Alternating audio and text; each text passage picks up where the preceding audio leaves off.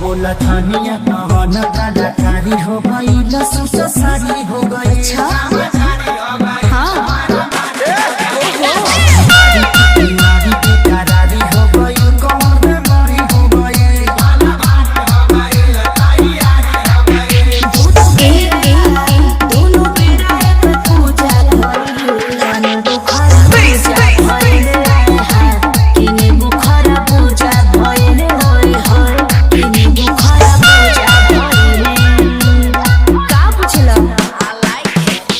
Govind Chauhan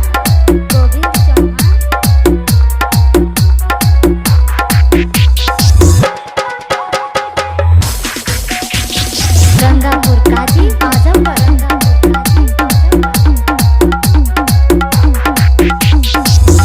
master ghazal के भाव लागे बाल तोहारी करे छापा छापा छापा छापा छापा छापा कमर तोहारी करे लपा लपा लपा लपा लपा लपा बोली में तहारा डराना बा डराना बा डराना बा देखी के लोग दीवाना बा दीवाना बा दीवाना बा। करिएवा पूर्वी के भाव लागे बाल तोहारी करे छापा छापा छापा छापा कमर तोहारी करे लपा लपा लपा लपा बोली में तहारा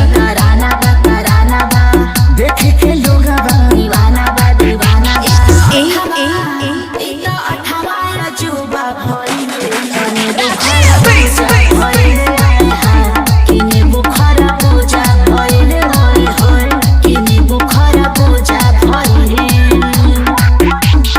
गोविंद चौहान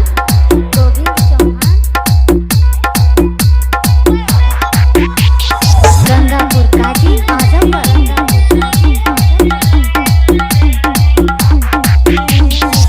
मास्टर भी लगन के भाव लागे आवा चले राह में तो डोला तावे डोला तावे डोला तावे यही से दिल हमर बोला तावे बोला तावे बोला तावे खिलता चेहरा नूरानी बा नूरानी बा नूरानी बा चढ़ो सोनामा के पानी बा हो पानी बा हो पानी बा। मास्टर डीजे के भाव लागे लग आजा चले राह में तो डोला तावे यही से दिल हमर बोला तावे बोला तावे खिलता चेहरा नूरानी बा नूरानी बा चढ़ो सोनामा के पानी बा हो पानी बा। सारे कृष्णा के चूजा भइल काने बुखारा पूजा भइल खाना किने बुखारा पूजा भइल खाना किने बुखारा पूजा भइल हरि खाला हो। मास्टर निर्गुणों के भाव लगा दी का ना बे आश्रय दे।